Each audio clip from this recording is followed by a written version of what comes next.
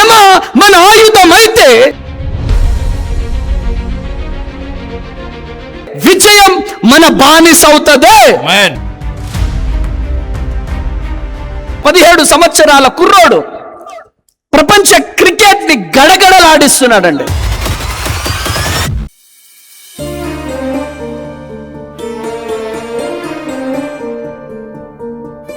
శ్రమ మన ఆయుధమైతే విజయం మన బానిస అవుతుంది. ఎంత కష్టపడితే అంత విజయం సాధిస్తా. ఈరోజు ప్రపంచవ్యాప్తంగా ఒక వ్యక్తి గురించి మాట్లాడుకుంటున్నారండి. ఆ వ్యక్తి పేరే వైభవ్ సూర్యవంశీ. ఈ వైభవ్ సూర్యవంశీ అనే ఒక చిన్న వయసు 17 సంవత్సరాల కుర్రోడు ప్రపంచ క్రికెట్ ని గడగడలాడిస్తున్నాడండి. ఆమెన్. ప్రపంచ క్రికెట్ ని గడగడలాడిస్తా ఉన్నాడు.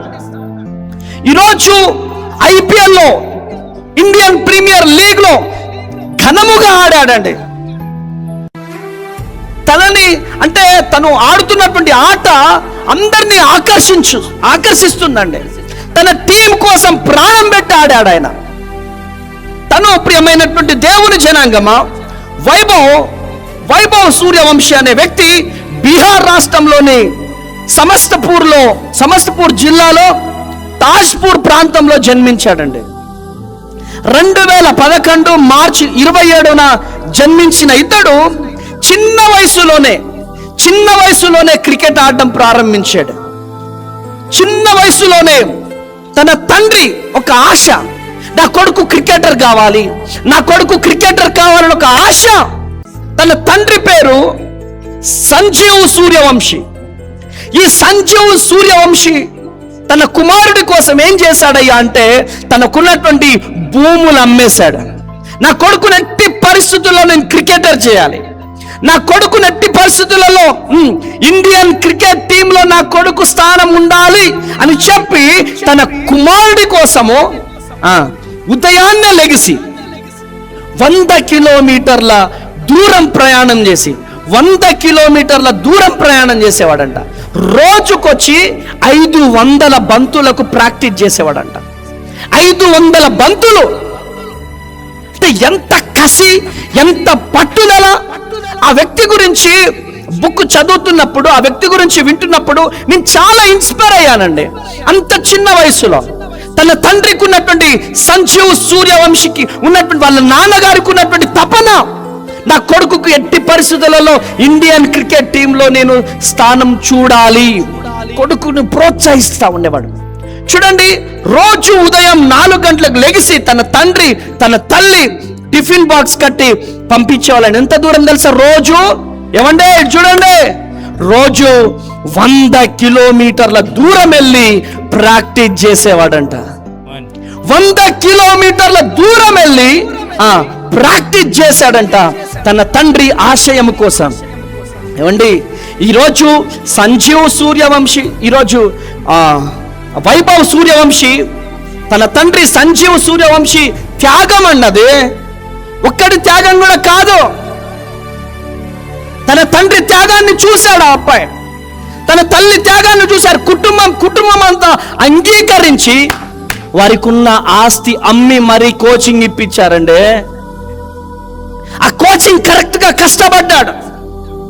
కష్టపడ్డాడు కాబట్టే ఆ బిడ్డ జీవితంలో ఇంత ఉన్నత స్థితికి ఆ బిడ్డ వెళ్ళాడు. ఆర్థికమైనటువంటి పోరాటాలు, ఆకలికి లేనటువంటి పరిస్థితి, పల్లెటూరు ప్రాంతం, తినడానికి తిండి లేని పరిస్థితి, బంధువుల దగ్గర నుంచి వ్యతిరేకత, కుటుంబ సభ్యుల నుంచి వ్యతిరేకత. పల్లెటూర్లలో నీ కొడుకు ఎక్కడ పోతాడమ్మా, నీ కొడుకు ఇండియన్ క్రికెట్ టీంకి పోతాడా, నీ కొడుకు IPL లీగ్ పోతాడు, అంత సీన్ లేదు అని ఎగతాళి చేసిన వారందరూ నోటి మీద ఏలు పెట్టుకొని నిలబడేటట్టుగా చేశాడు వైభవ్ సూర్యవంశీ. గట్టిగా చప్పట్లు కొట్టండి. హల్లెలూయా, హల్లెలూయా. ఈరోజు ఈ మాటలు వింటున్న ప్రియ దేవుని బిడ్డలారా, చూడండి, చిన్నప్పటి నుంచే క్రమశిక్షణగా పెరిగాడు. చిన్నప్పటి నుంచే కష్టాన్ని నమ్ముకున్నాడు. చిన్నప్పటి నుంచే అసలు ఏంటి ఆ కొట్టుడేంటి? 17 సంవత్సరాల కుర్రాడు కొడితే సిక్సే. అంత గొప్పగా ఇన్నింగ్స్ ఆడగలుగుతున్నాడంట. ఒక కసి. బ్రతకడం అంటే క్యాజువల్గా బ్రతకడం, తినడం, పడుకోవడం కాదండి. ఒకటేసారి పుడుతున్నాయి. ఇప్పుడు మా అమ్మ పేరేంటి సుక్కమ్మ. మా అమ్మ పేరేంటి చుక్కమ్మ. మా అమ్మ కడుపులో నేను మళ్ళీ పుడతానా? నో. ఇదే లాస్ట్, ఇదే ఫస్ట్. జీవితం అన్నప్పుడు ఏదైనా సాధించాలనే తపన ఉండాలండి. మనకంటూ ఒక రికార్డు బ్రేక్ ఉండాలి. మనం ఏం చేసినా కష్టపడాలండి. ఏం చేసినా రాత్రి పగులు కష్టపడాలి. ఏమండి, చూస్తూనే ఉన్నారు కదండి, మీరు చూస్తూనే ఉన్నారు. పొద్దున్న నుంచి కష్టపడుతూనే ఉన్నాం. ఇప్పుడు కూడా ఒక పని మీదకి వెళ్ళి ఇప్పుడు ఈ ప్రార్థన. ఇప్పుడు టైం ఎంత? 11 అవుతుంది. ఎందుకు? దేవుని పని చేయాలక ఆరాటం. దేవుడు ఈరోజు నీతో మాట్లాడుతున్నాడు. ఆశీర్వాదం పొందుకోవాలని ఆశ ఉండాలండి. యాకోబులో ఆశ ఉంది. ఏశావు ఎందుకు పోగొట్టుకున్నారు? తిండి కోసమా? ఈరోజు దేవుడు నీతో మాట్లాడుతున్నాడా? దేవుడు నిన్ను దర్శిస్తున్నాడు. ఈరోజు ప్రపంచం వ్యాప్తంగా ఒక గుర్తింపును తీసుకొచ్చుకున్నాడు వైభవ్ సూర్యవంశీ.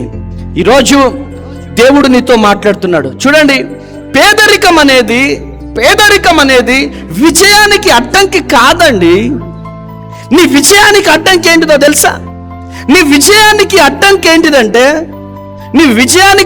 ఏంటిదంటే నీ కష్టపడకపోవడమే, అశ్రద్ధనే, లేజినెస్సే, టైం వేస్ట్ చేయడమే.